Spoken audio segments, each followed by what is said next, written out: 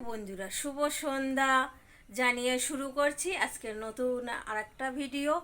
চলো রান্নাঘরে চলে এসেছি। সন্ধেবেলা কি রান্না করব বলো তো?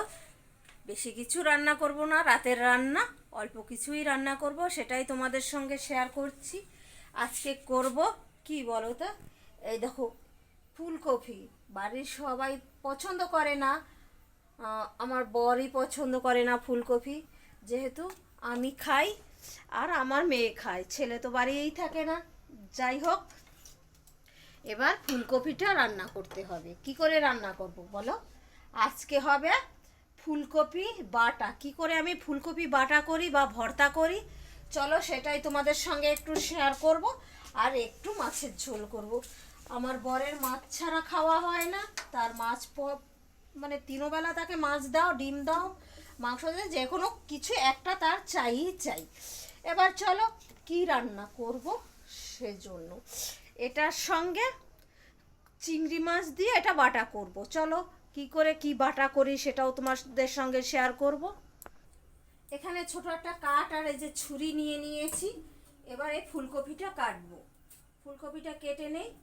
চলো কেটে ফুলকপিটা ছোট ছোট করে কাটবো, যেহেতু একটু ভাপাতে হবে, তাই এরকম ছোট করে কেটে নিয়ে এটা গরম জল এখানে বসিয়ে দিয়েছি, এটার মধ্যে দিয়ে দেবো সব ফুলকপিগুলো কেটে নিই। এবারে এর জন্য আমি কিছু মশলা জোগাড় করে নিই।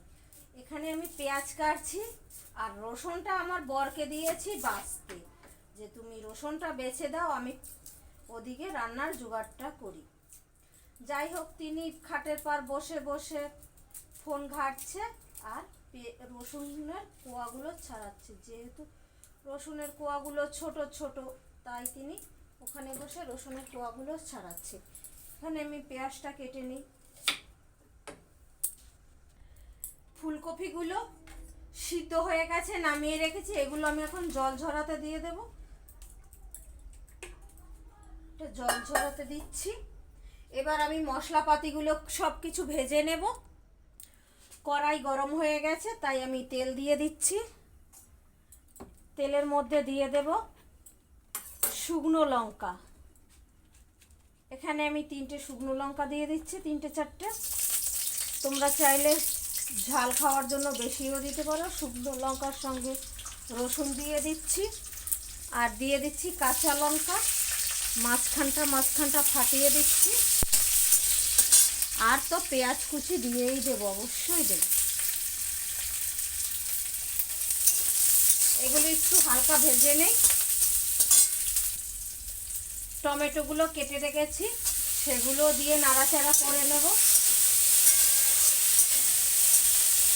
এটার উপর লবণ দিয়ে দেব,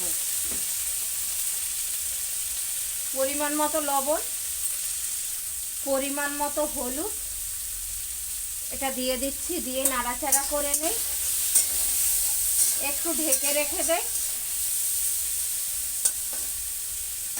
একটু ঢেকে ভাজা করে নেই। এটা হয়ে গেছে, এটা এখন আমি নামিয়ে নেব। চলো মিক্সির পাত্রে, আর কিছু নাই, অফ করে দেব। মিক্সির বোলের মধ্যে এই চিংড়ি মাছগুলো দিয়ে দেব। কড়াইতে আবার একটু তেল দিয়ে দিচ্ছি। এই যে চিংড়ি মাছ মশলাগুলো, এগুলো দিয়ে দিচ্ছি।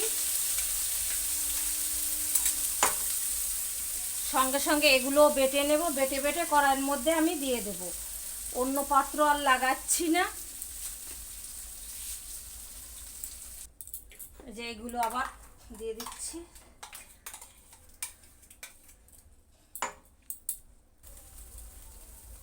টেস্টের জন্য একটু চিনি দিয়ে দিছি,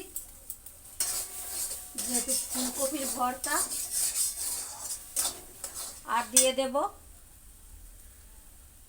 ধনেপাতা, যেটা শীতকালে না দিলেই নয়, সেটা একটু বেশি করেই দিতে হয়। চিংড়ি মাছ ফুলকপি দারুণ একটা অসাধারণ টেস্ট এর মধ্যে চলে আসবে। দেখো, অসাধারণ টেস্ট।